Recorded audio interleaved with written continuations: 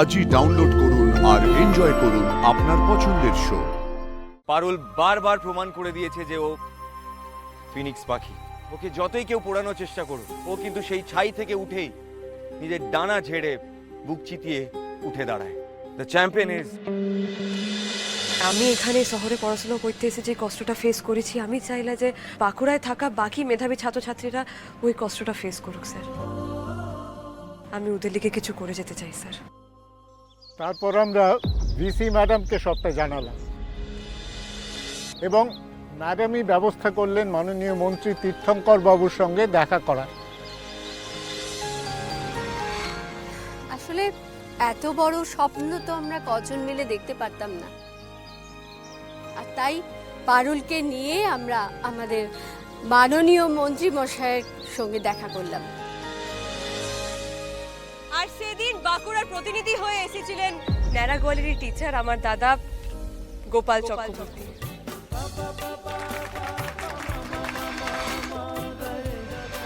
আর আমার বন্ধুরা ওরা এক কথায় আমাকে সাপোর্ট করবার লিগে ছুটে গিয়েছিল।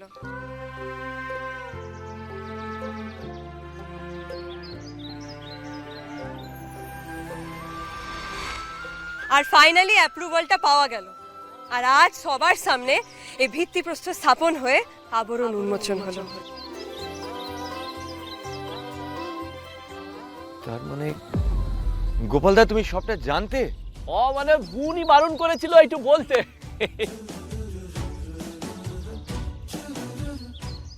পারুল এত কিছু করেছে, আমি আন্দাজও করতে পারলাম না।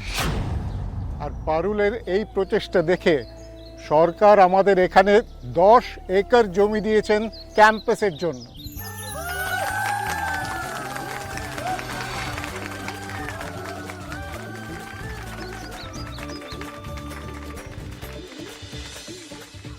আমরা সরকারকে অসংখ্য ধন্যবাদ জানাতে চাই আমাদের পাশে থাকার জন্য। এবার এখানে বিল্ডিং তৈরি হবে, এখানকার ছেলেমেয়েরা খুব স্বল্প খরচে ব্রাইট মাইন্ডস ইউনিভার্সিটির ক্যাম্পাসে পড়তে পারবে। কিন্তু এর পরেও একটা বড় ঘোষণা বাকি আছে। যেখান থেকে এই পুরো ঘটনাটা শুরু হয়েছিল, সেই রায়ান পারুলের কম্পিটিশন, তার রেজাল্ট ঘোষণা তো এখনো বাকি।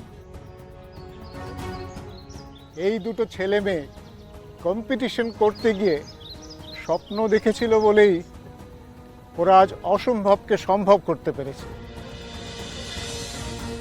ওরা যে এই পরীক্ষাটাকে এত সিরিয়াসলি নেবে আমি ভাবতে পারিনি। ওরা প্রমাণ করে দিয়েছে যে ডেডিকেশন দিয়ে কিছু করতে পারলে আশ্চর্য ঘটতে পারে।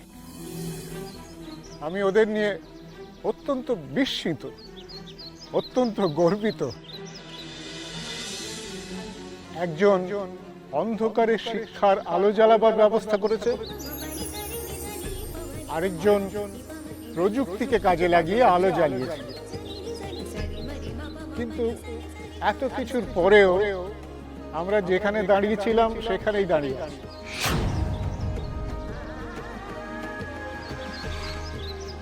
আমার পক্ষে এখনো সিদ্ধান্ত নেওয়া সম্ভব নয় যে কে সেরার শিরোপা পাবে। আবার আবার সমান সমান, আবার তো তীরপিন্ডিটা কম্পিটিশন করতে চাইবে তাইলে। ও ভুবনেশ্বর, একটু বিশ্রামও কি আমার কপালে লেখা নাই? হ্যাঁ ভুবনেশ্বর, এবার একটা কিছু ডিসিশন করায় দাও তুমি।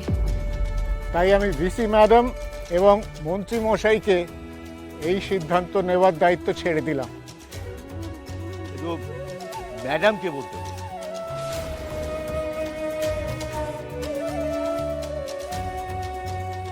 ম্যাম, আমি কিছু বলতে চাই। Thank you.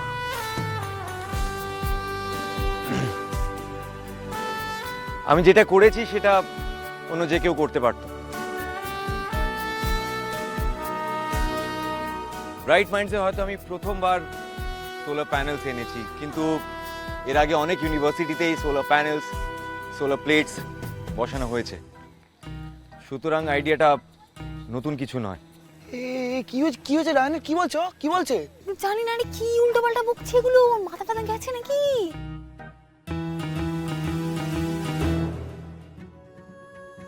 ছোট শহর থেকে, গ্রাম থেকে শহরে পড়তে আসার সমস্যা যে কত রকমের হতে পারে সেটা আমার জানা ছিল না। She has been through a lot. অনেক হার্শ এক্সপিরিয়েন্সেসের মধ্যে থেকে গেছেও। বাঁকুড়ার গ্রামের মেয়ে বলে ইউনিভার্সিটিতে ওকে টানা 1-2 বছর ওকে হ্যাটা করা হয়েছে। ইউনিভার্সিটির অনেকেই ওর ল্যাঙ্গুয়েজ, ওর dressing sense, culture, food habits অনেক কিছু নিয়ে ওকে হ্যাটা করা হয়েছে। ইনফ্যাক্ট আমি নিজেই প্রথমে চাইনি যে পারুল ব্রাইট মাইন্ডস ইউনিভার্সিটিতে পড়ুক।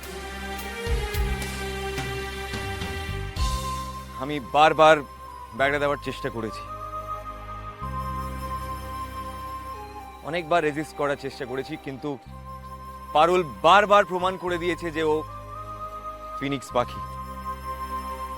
ওকে যতই কেউ পোড়ানোর চেষ্টা করুক, ও কিন্তু সেই ছাই থেকে উঠেই নিজের ডানা ঝেড়ে বুক চিতিয়ে উঠে দাঁড়ায়। আমি এতদিন যা শুনেছি বা জানতাম যে গ্রামের মানুষ শহরে আসতে চায়, কিন্তু পারুল শহরকে গ্রামের কাছে নিয়ে এসেছে। আগামী প্রজন্মের কাছে একটা সলিড উদাহরণ সেট করেছে। কিন্তু তুমি এক্স্যাক্টলি কি বলতে চাইছো রায়ন? স্যার, আমি এটাই বলতে চাইছি যে পারুল যে এক্সাম্পলটা সেট করেছে নেক্সট জেনারেশনের কাছে, সেখানে আমার কন্ট্রিবিউশন পারুলের কন্ট্রিবিউশনের কাছে কিছুই নয়। আমি ভাবতে পারিনি স্যার যে কম্পিটিশন করতে গিয়ে পারুল বাঁকুড়ায় আসতো একটা ইউনিভার্সিটির ক্যাম্পাস খোলার কথা ভাববে। ব্রাইট মাইন্ডস ইউনিভার্সিটিকে কলকাতার গন্ডি পার করিয়ে বাঁকুড়ায় নিয়ে চলে আসবে। আমি এখনো এত বড় করে স্বপ্ন দেখতে শিখিনি স্যার, সে সাহসী হয়নি, কিন্তু পারুল করে দেখিয়েছে। So, the champion is none other than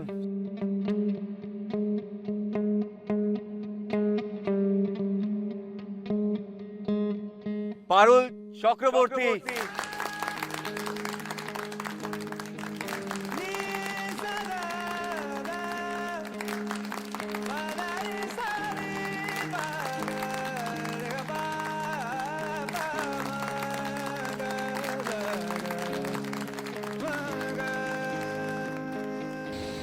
Ryan,